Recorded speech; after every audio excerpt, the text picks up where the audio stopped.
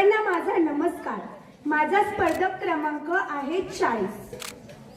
अध्यक्ष महोदय, व्यासपीठावरील मान्यवर, वंदनीय गुरुजन वर्ग आणि माझे चाणाक्षपणे परीक्षण करणारे परीक्षक गण, माझे मित्र व मैत्रिणींनो, आज मी जे धाडस करत आहे, माझ्या हातामध्ये शिक्षणाचा पेन, पेन्सिल, पाटी ज्यांनी हातात दिली, आम्हा स्त्रियांना शिक्षणाचे दरवाजे उघडे करून दिले, त्या म्हणजे माता सावित्रीबाई फुले. प्रेम, शक्ती, युक्ती आणि आम्हा स्त्रियांना जाचातून मुक्त करण्याचं एकमेव कारण म्हणजे माता सावित्रीबाई फुले. सर्वप्रथम माझे प्रेरणादायी व्यक्तिमत्व सावित्रीबाई फुले का आहेत, तर त्याचं कारण त्या स्वतः आहेत, ज्यांच्यामुळे मी आज इथे उभी आहे, ज्यांच्यामुळे आज प्रत्येक मुलगी शिक्षण घेते, ज्यांच्यामुळे प्रत्येक मुलगी स्वातंत्र्यात जगते, मुक्तीत जगते. शाळेत शिक्षिका शिकू शकत आहे, प्रत्येक मुलगी प्रत्येक पदावर जाऊ शकते आणि नुसती जाऊच शकत नाही तर त्या पदावर प्रगती देखील करू शकते. त्याचं एकमेव कारण म्हणजे माता सावित्रीबाई फुले. म्हणून त्या माझ्या सर्वात मोठे प्रेरणास्थान आहे. ज्या काळात सावित्रीबाई फुलेंचा जन्म झाला, मुलींनो, तो जन्म असा होता की मुलगी शिकणं, मुळात मुलगी जन्माला येणं हे देखील पाप मानलं जायचं. त्या काळात माता सावित्रीबाई फुलेंनी पुण्यातील भेडेवाड्यात मुलींची पहिली शाळा सुरू केली. त्या शाळेत जाताना अनेक लोकांनी त्यांना अडवलं. त्यांना शेण काय मारलं, दगड काय मारले, शेण, माती, गोळे, दगड, चिखल सारं काही सहन केलं, फक्त आणि फक्त मुलींसाठीच. एकदा तर त्या शाळेत जाताना एक माणूस त्यांच्याकडे आला आणि म्हणाला, सावित्री, पोरीबाईंना शिकवणं बंद कर. पण सावित्रीबाई फुले अजिबात डगमगल्या नाही. त्यांनी त्याच्या कानाखाली दिली आणि सुनावलं, आज आलाय ना तुझं थोबाड फुटलंय, आज आलाय ना तुझं थोबाड फुटलंय.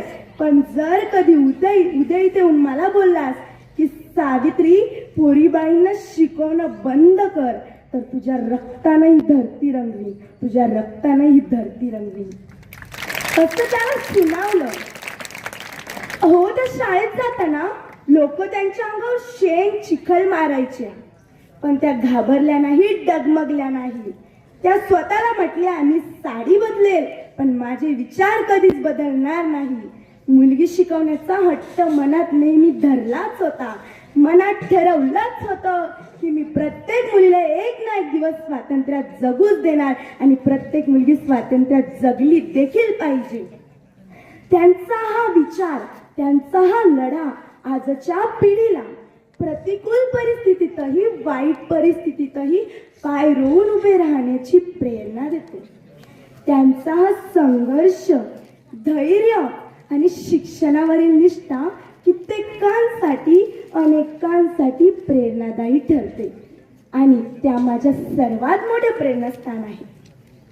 प्रत्येक स्त्रीला, प्रत्येक मुलीला देखील मान्य करावं लागेल की माझे प्रेरणादायी व्यक्तिमत्व सावित्रीबाई फुले आहेत, कारण त्यांच्यामुळेच तुम्ही शिकताय. आज आपल्या कार्यक्रमाला आपल्या IPS मॅडम आल्या होत्या. त्या कुणामुळे येऊ शकल्या? फक्त आणि फक्त सावित्रीबाई फुलेंमुळे. म्हणून त्या माझ्या सर्वात मोठ्या प्रेरणास्थान आहेत. सांगा मला मुलींनो, तुम्ही कुणामुळे शिकताय? कुणामुळे शिकताय मुलींनो तुम्ही? तर फक्त आणि फक्त सावित्रीबाई फुलेंमुळेच शिकताय मुलींनो तुम्ही. आज आपण राष्ट्रमाता, राजमाता जिजाऊ यांची जयंती साजरी करत आहोत. राष्ट्रमाता, राजमाता जिजाऊ यांची शिकवणच होती की आपला राजा कधी वाईट व्यक्तीसमोर झुकला नाही आणि झुकणार देखील नाही. कुणी वाईट केलं तर त्याला सोडणार नाही आणि आई बहिणीच्या अंगाला धक्का जरी लावला ना तर त्याचं रक्त सांडल्याशिवाय राहणार नाही. ही शिकवण माझ्या राष्ट्रमाता, राजमाता जिजाऊची. आज त्यांची जयंती, त्यामुळे मी इथे बोलू शकत आहे. त्यांच्या जयंतीनिमित्त मला हे व्यासपीठ मिळालं. परंतु ज्यांच्यामुळे मी बोलू शकत आहे, माझ्या तोंडातून शब्द बाहेर पडत आहेत, त्या म्हणजे माता सावित्रीबाई फुले. म्हणून त्या माझ्या अद्य प्रेरणास्थान आहे. सावित्रीबाई फुलेवर बोललं तर 5 मिनिटे काय हो, 5 दिवसही कमी पडतील. म्हणून मी वेळेचे भान ठेवते आणि माझे 2 शब्द संपवते.